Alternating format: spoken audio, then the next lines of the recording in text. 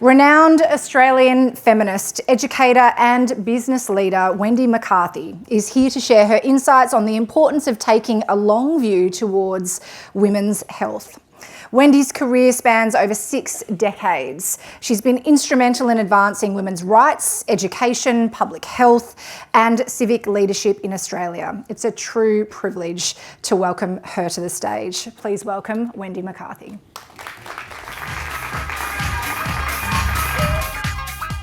Well, it is such fun to be here today, and I hope I've made the right decision. I rarely write a speech anymore, and I was just going to have a chat, and then I started going off yesterday chatting to myself and thought, I've been chatting for 2 hours, I better tidy this up.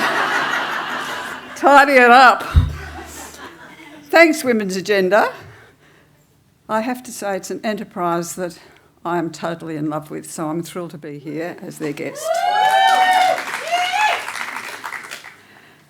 And I do want to welcome to country and pay my respects to the people of the Gadigal people of the Eora Nation.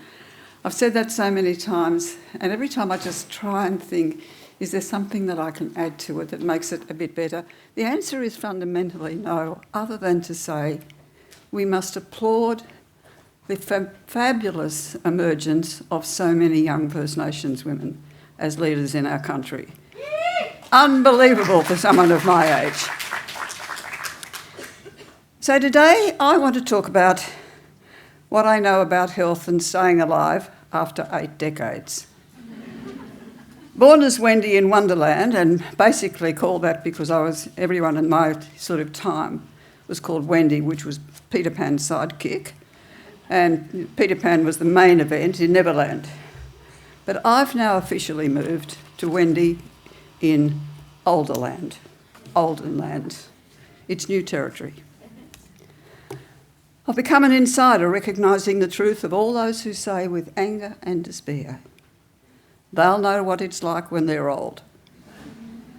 But there are a few tricks for survival in Oldenland that I'd like to share with you.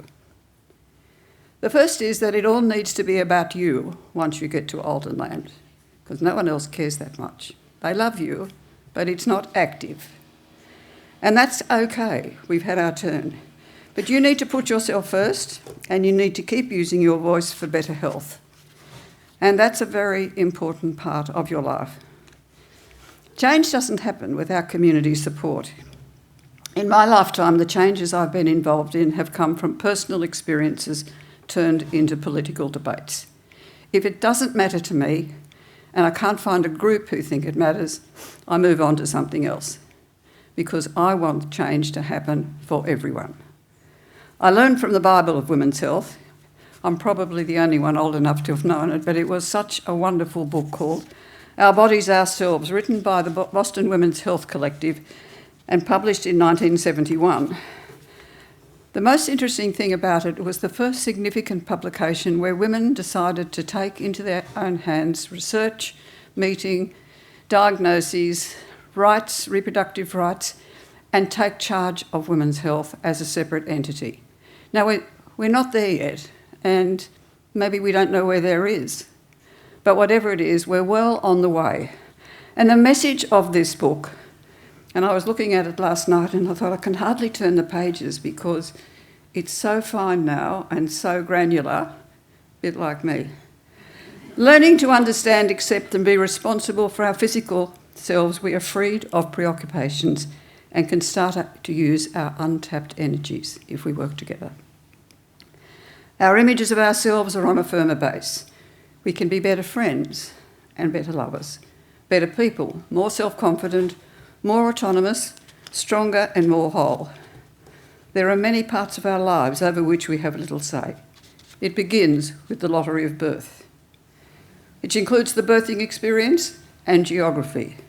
Your postcode can determine your life. My first health campaign was exhilarating as a group of us changed the rules in hospitals so that fathers and partners could be present at the birth of their children. This brought the entire medical system to a halt. People screamed, told us what would happen, and the best outcome, my husband was going to faint and then it would, the baby wouldn't be born because they'd all have to look after him. And all these fabulous pictures of what would happen.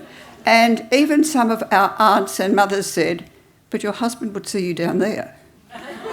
We know what that means. And I said, well, yeah, we're past that. It's okay.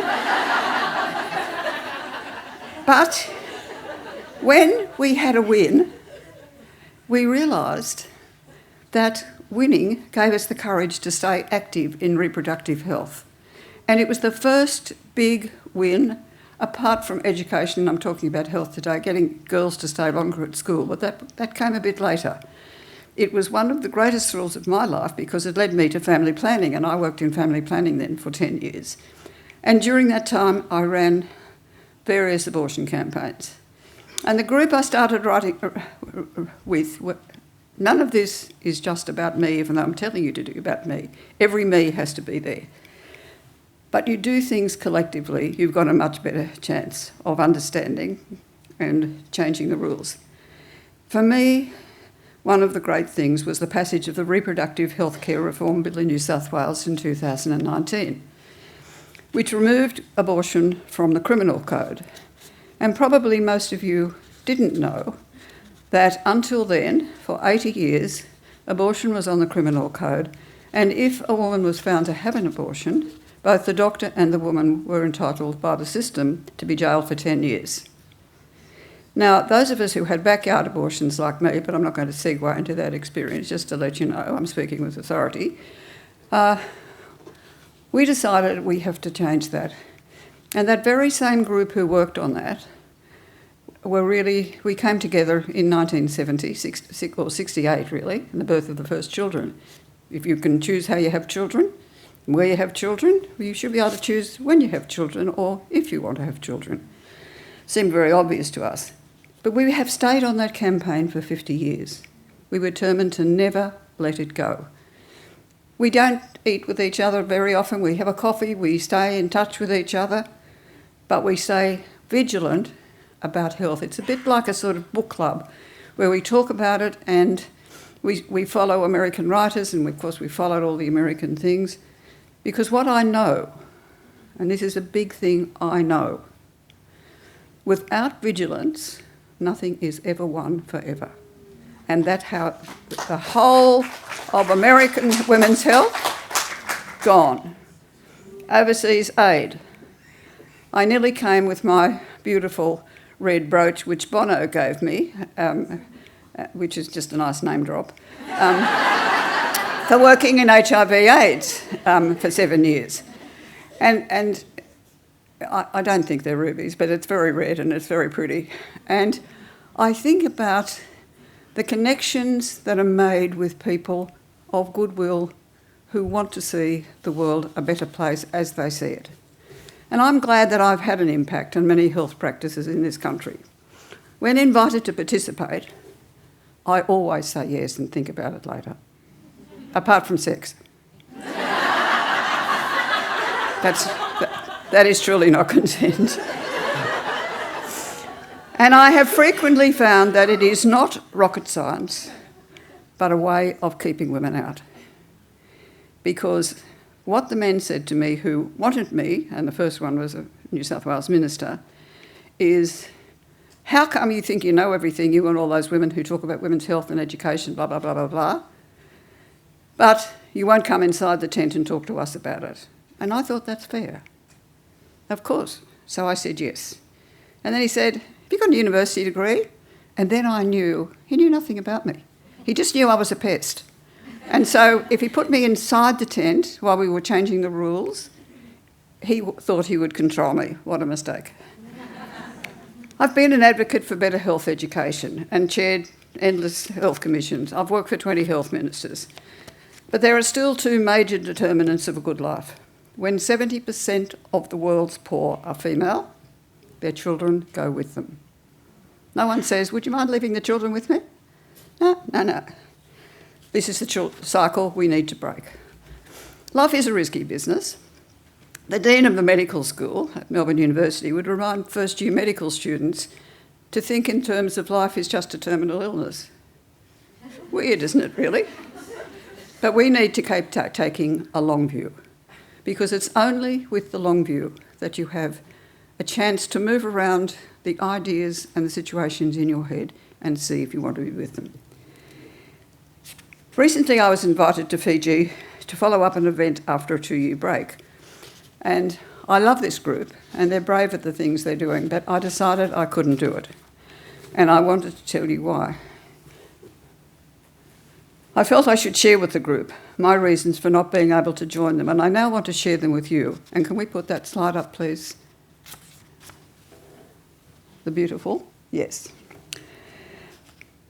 This is Sinead O'Connor, and she's in the paper on the Herald website, and you can go and do that. It's just totally coincidental, if anything ever is. Maybe I'm a witch. 2 years ago, I wrote, I spent a week in Fiji at a women's conference. It seems a lifetime since that adventure, which I so enjoyed, despite losing faith in my body to be able to move as I wished. I was significantly inhibited by my lack of confidence in movement other than water exercise, which I love.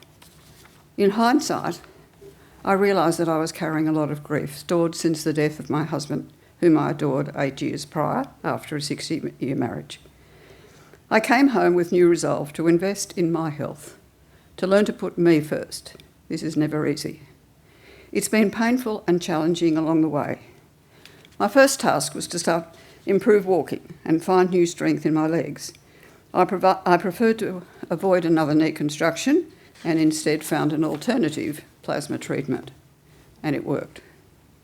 And as if suddenly liberated, my body responded to its need for more attention. The first responders were the skin cancers, reviving memories of those divine adolescence days on the beach with no sun protection and just roasting. But payday arrived, skin cancers on my face, scalp, arms and legs. It was a hefty price to pay. Multiple skin cancers removed from my scalp, and then my legs and arms, and then a skin graft using the skin under my arms, which inhibited a lot of movement. It took 6 months to recover. And annoyingly, most of us, when we get old, have those turkey flaps under your arm. Well, they took the bit from there to there and left the turkey flaps. And then, in April 2024, a heart attack. And this is the story in the Herald, which you can read subsequently, and I'll make a comment. Fortunately, I was having lunch with friends in the country. They saved my life by getting me to hospital in 31 minutes. It was in April 2024. I stayed in intensive care in Shoalhaven Hospital for 3 days. And don't worry about some country hospitals. This one is really good. And for fear of being ordinary, of course, my heart attack was one with a difference, caused by the temporary weakening of the heart muscles, Takotsubo syndrome, written up in detail in the Herald, also known as stress cardiomyopathy and broken heart syndrome. Only the Japanese have the exquisite capacity to call it broken heart syndrome. It seems that you can die of a broken heart.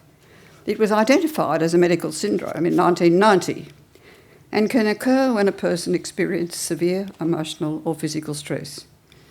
You won't be surprised to know that the person is nearly always a woman, over 55, with a big increase in numbers over 70. The best thing is it can be treated with drugs, not surgery. But who knew? No one of my friends knew. If it hadn't been for the cardiologist, I would not have known. How could someone like me, I asked, full of advice for health ministers and anyone else who's listening, not know about this? I was returned by ambulance to St Vincent's Hospital, and my cardiologist came in and said, "Have you had any stress in the last 6 months, Wen?" It seemed a very odd first question, as I was lying on the trolley that had come from the Shoalhaven. But it seems you can die from a broken heart. When I answered him, I've had a lot happening. A lot of emotional stuff in my family. Family deaths, 5 close friends died, a young relative in and out of jail and diagnosed bipolar, his father dying from motor neurone disease. I don't want you to feel sorry for me. I just want you to know that this is tough. And is it not the anointed task of the matriarch or the older woman to care and fix the family? I'm it in my family. My extended family is 40 and my immediate family is 14. And at the time it didn't feel cumulative. It just, oh well, that's what I've had. Just stuff happening. And then my apartment developed a leak and I had to vacate for 5 months for it to be made safe. For a long time we've known that grief, marriage breakup and moving house are the major causes of grief. So it was a very unsettling time and left me with a variety of infections and health issues. I'm a positive person, but this was challenging. I decided the time had come to simplify my life and not have people being annoyed or feeling sorry for me, but to do some tangible things. And the first one was discuss selling a beach house we'd had for 17 years, and it was a very happy place for our family.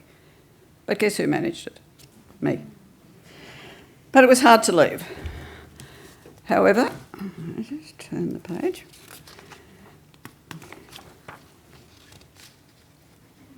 Only an older woman does that. I now recognise that being in your 80s is not the same as being in your 70s. In retrospect, the 70s were a breeze, so that's something for you all to look forward to. But the difference can be subtle, and this is something I still find extraordinary.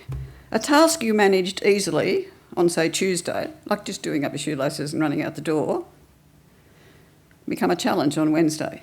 You're still with your bloody shoelaces, half an hour later, and you haven't run out the door. I can feel energetic at 4 p.m, but by 6 p.m, a dinner with a friend can become too much. Meals are now best shared before dusk. Accepting invitations to speak can come with anxiety. Not that I don't love doing this, but things happen. What if I can't turn up on the day? I recall in 1 week in 2024, was International Women's Day week, I had to cancel 3 engagements at the last minute. I was so mortified. I do not want to be thought of as unreliable. In fact, I was not accepting my limitations and I was overcommitting. Life had to change. I retired from my single board commitment and focused on what the Swedes call death cleansing. Just look it up if you don't know about it. It's a good thing. Still a way to go, but it's liberating. You make the decisions about who gets what and the children just get the rest. But it was time to step up and accept that olden land, a term recently used by a most wonderful British writer called Roger Clough. The book's only been out for three weeks. It's just like walking past my Pottsbourne bookshop and there was this book speaking to me. Olden land is about simply what do we do when we get to a point where we no longer to ourselves are the image that we think we are. I'm peaceful now and acknowledge that I'm old and accepting those limitations. One event a day is best. I'm endeavouring to cook for one rather than a family. My family haven't lived with me for 30 years, but I still think I'm feeding 5. I'm no longer at the airport at 7 a.m. and indeed rarely at the airport. But it doesn't matter. I'd often dreamt of being a philanthropist, and the sale of the beach house offered the perfect opportunity to do so in a more significant way. So I set up a philanthropic fund with the Sydney Community Foundation and the Women's Fund, organisations that I helped create 20 years ago. I could never have afforded to do anything like that then. But now I have discretion and a different pathway to be able to do the things that I care about. And I care deeply about where women are. I take a pyjama day every week. I simply do not get dressed, no matter what. The dog goes out the door and I read and I read and I read and I drink coffee and eat rubbish.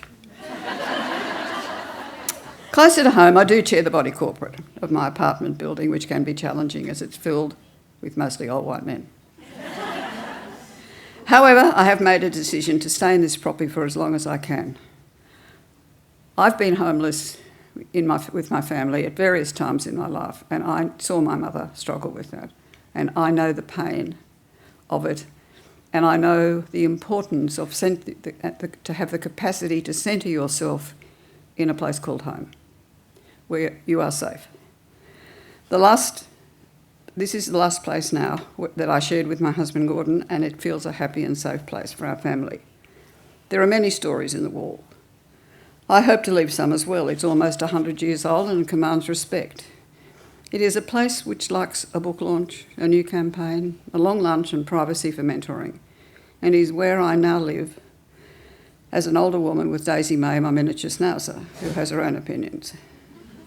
I have evolved at 84 to be proud of being an older woman, with wisdom and joy for the life I have. I'm learning to use my voice more selectively. I've even stopped being a Karen when I see young people misbehaving. Hard, but I can. On September 22nd, my investiture as a Companion of the Order of Australia, as published in the King's Birthday Honours List, will take place in Canberra at Government House. My favourite Governor-General will be passing the big piece over to me and for me to care. I'm receiving the highest award in Australia for my contribution to our nation. I'm so glad.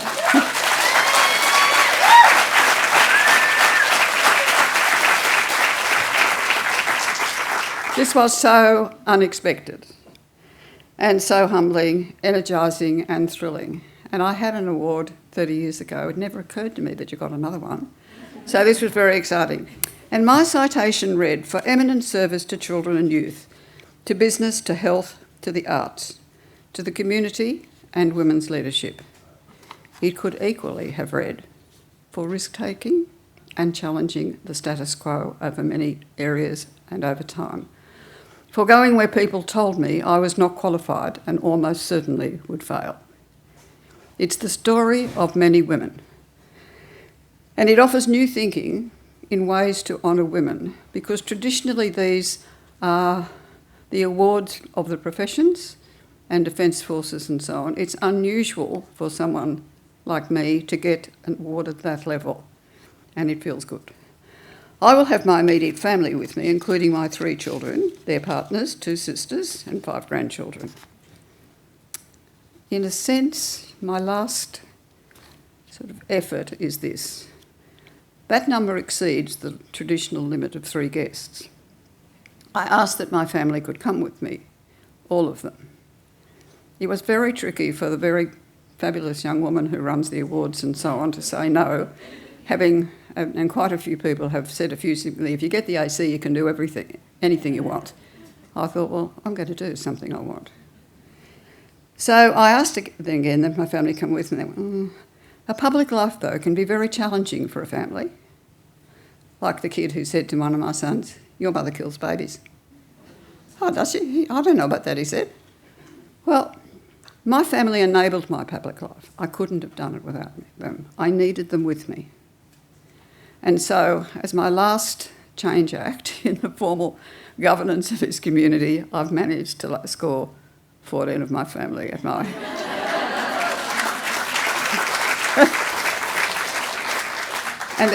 and one of them said to me, "Don't you feel bad about the person who hasn't got more than 2 or 3 family?" And I thought about it and said, look, to be seriously honest, no. I don't want to intimidate them or make them feel worse, but I've asked because I know that we blather on all the time about, the family's so important, to share all the things with the family is one of the major things you can do. But meanwhile, sorry, no, you can only have 2. Well, most people do have 2 or 3, members of the family. And if you want people to keep aspiring to be good citizens, let's do it. And they're coming. And my last words to you, I'll read the reference that you've got from Sinead O'Connor, one of the first people who was seen to die from the heart attack that I had, Takasubo, was Sinead O'Connor, who died 24 hours after her son died. There are now lots of stories about this. These are things we have not known and we have not known how to treat. And when you have a lingering disease and you don't know what it is, you feel like a fraud. There would be people in the room who've all been through that. The last thing I want to leave you with is do not allow yourself to be limited or humiliated by not having all the answers. Nobody does. The reason you ask questions is to find the answers. And if, when you're asked to go on the board, coming back to saying yes rather than no, you think you know it all, go find another board where you don't. It's boring if you just sit there and you think you know everything. And always ask why. So when someone says, we don't do it that way, you say, why? Don't know. Well, let's do it this way. And we can't. Why not? Don't know. Well, don't know is not good enough. You can do it many ways. Life. Trust your instinct and keep your head and heart together. And thank you for listening to me.